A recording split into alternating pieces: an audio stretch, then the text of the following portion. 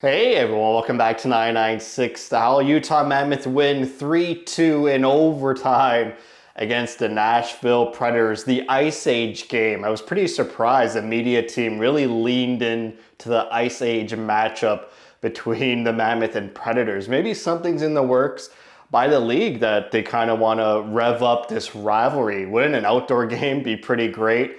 With the mountain backdrop against the Predators and the Mammoth, both logos, both prehistoric Ice Age type animals. That'd be a pretty spectacular rivalry. But let's get into this game. This was a whirlwind of emotions of a game. I feel like I went through every emotion from start to finish. A lot of bad in the middle, but the beginning and the end, just amazing stuff. 2.5 minutes in, Utah scores a first goal of the game. It's Logan Cooley with his first goal of this season, assisted by Dylan Guenther, and JJ Peterka getting his first point as a member of the Utah Mammoth. It's a 2-on-1, unbelievable. Well, was it a 3-on-1? It was like 3-on-1, 4-on-1.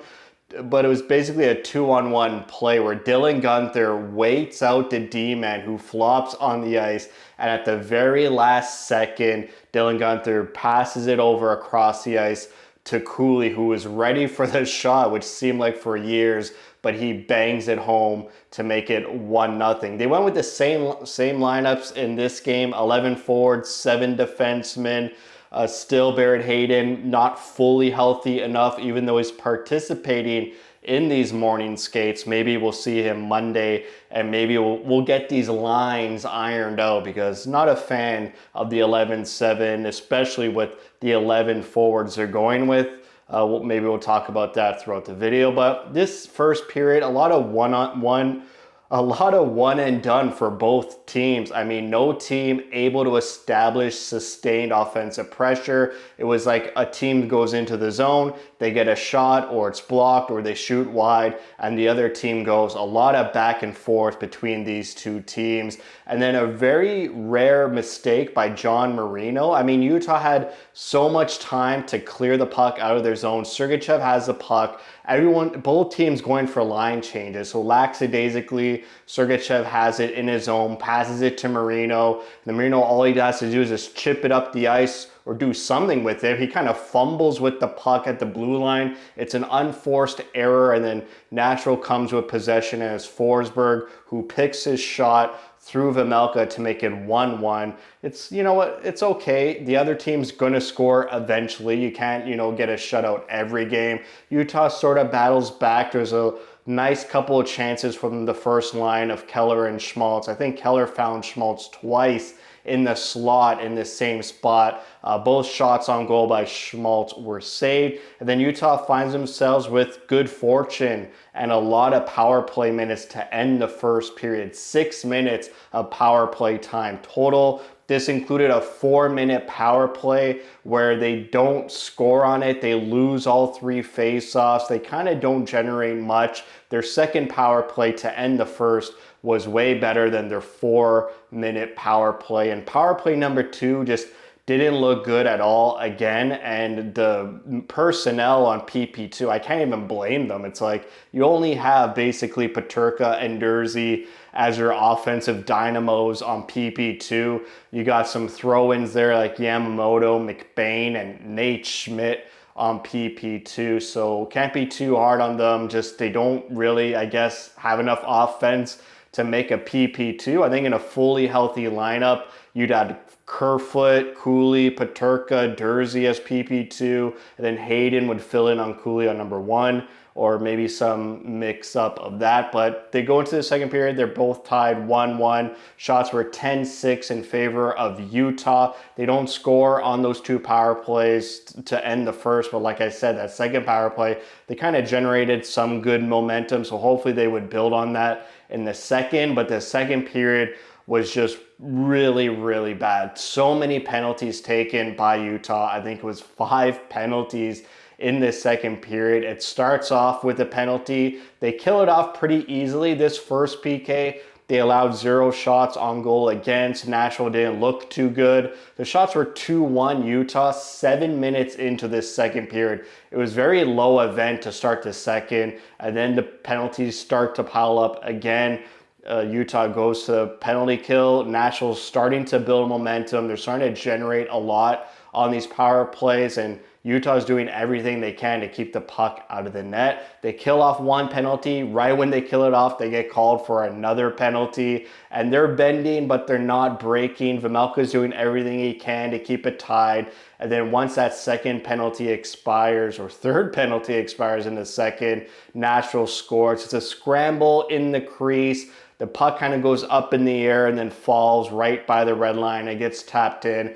Utah thought they would review it. The broadcasters and everyone thought they were looking at goalie interference. I was looking at maybe a high stick when the puck was in the air. Maybe it looked like a Nashville player hit it down to the ice, but nothing was conclusive either on that or the goaltending interference, maybe interfering with Vejmelka's stick. So it's 2-1 Nashville. Utah had no offense this period. They couldn't generate any positive momentum or any forward momentum of offense towards the other end of the ice. And for good measure, they get another penalty, 1 minute left in the second period. So it's a transitional penalty. Shots were 8-4 in favor of Nashville, and considering Nashville had 4 power plays, or 4 or 5 in that second period, the fact that they only had 8 shots on goal is pretty good stuff by the Utah Mammoth. A lot of blocked shots Utah had this game. So we go into the third period, still on that transitional penalty kill. It looks like Nashville scores to make it 3-1. And at this point, I'm like, honestly, this is a terrible game. A pretty rough start to start the season, 0-2. The Utah players are going to go in the locker room after this game. They haven't won. They barely scored. Only 1 goal against the Avalanche, 1 goal against Nashville. They're going to go into Chicago, who hasn't won either. They'll probably lose that one. Like, my mind was going to some dark places. And then they say, hey, the goal's under review. And it was offside by a hairline, so it stays 2-1. And at this point, I wrote it down, like, Utah needs to battle back. This is the second game in a row. I know it's early in the season. You're only down a goal, but you got to battle back. You got to build that confidence moving forward into this season that you could come back from a 1-goal game. Like, it would kind of leave a bad taste in my mouth if to start the season, back-to-back games, they were down early, only 1 goal in the third, and they couldn't do it. They couldn't finish the job, finish the fight, battle back just from 1 goal. So it's really good that they ended up finally battling back in this third period. But they started to generate offense slowly, Utah did, in this third period. There's a 2-on-1 with Gunther and Schmaltz.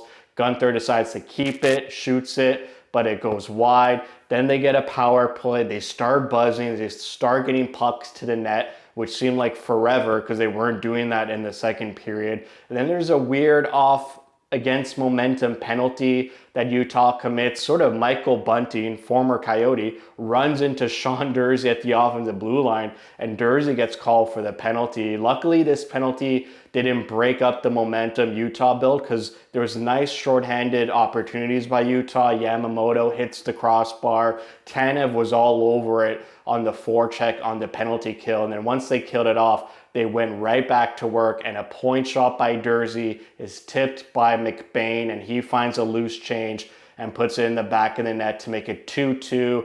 I was fired up when McBain scored that goal, but there's still like 5 minutes left in the game, and Nashville came back pressuring hard. Like, they were fighting for that game-winning goal late in the third. Vejmelka had to stand tall again and shut the door to just force this into overtime. In the third period, Utah was heavily relying on their veteran defense.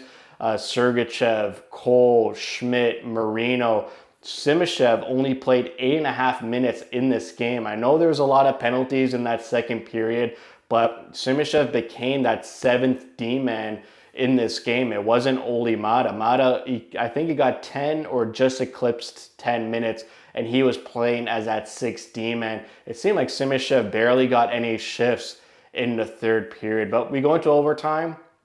Utah controls the play for the first 3 minutes. They have possession. They keep circling around the zone. For 3 minutes, the puck on their stick. They have zero shots to show for it. And then all of a sudden, Gunther gets the puck on the sideboards and just takes the puck to the net. He drives, he attacks the net. We saw this happen in the preseason against Vegas, where Gunther scored that goal against Adin Hill. We saw him do it against Anaheim in the preseason, where he just takes the puck to the net, and he does it in the regular season tonight. Takes a puck to Saros and just dekes him and slides it 5-hole as Saros is moving across his crease, and Utah gets the 2 points. Do they deserve the 2 points?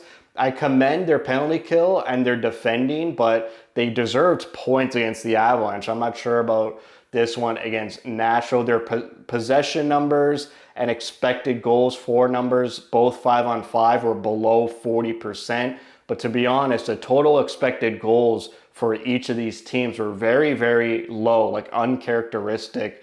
Like the expected goals for 5-on-5, it was 1.87 for Nashville to 1.04 for Utah. Like just one expected goal 5-on-5. You rarely see that unless you have a very bad game. I think this game was barely played 5-on-5. It just, all these penalties just ruined any momentum, any coaching systems. It was a pretty flop of a game. Shots in total were 23-23. Like, again, very low shooting affair as well. Power play, Utah was 0 for 4. They could have done much better on the power play. And like I said already, hopefully Hayden is healthy and they could kind of balance out these 2 power plays.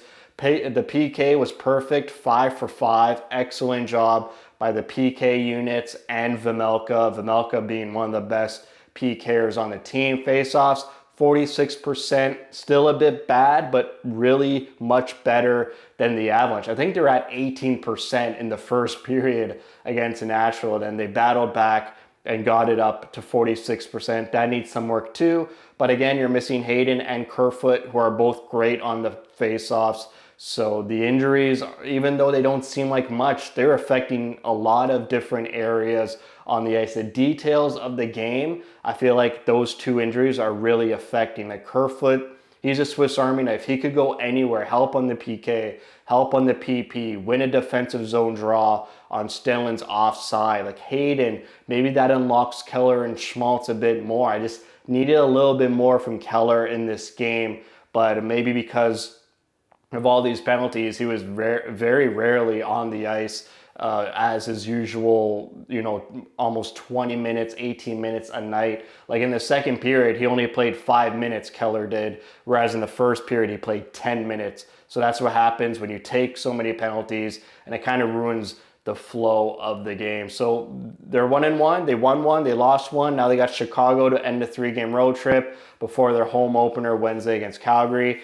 Expecting a win against Chicago, but like I said, Chicago hasn't won and they're at home. They're going to be a dangerous team. I don't expect Chicago to lose 3 in a row to start the season, but it's going to be a hard one. They're going to have to play much better than they did against Nashville and maybe unlock that offense more consistently, at least 5-on-5. So that's it for me. Thanks for watching. If you like what you see, spread the word. And as always, thank you for your support.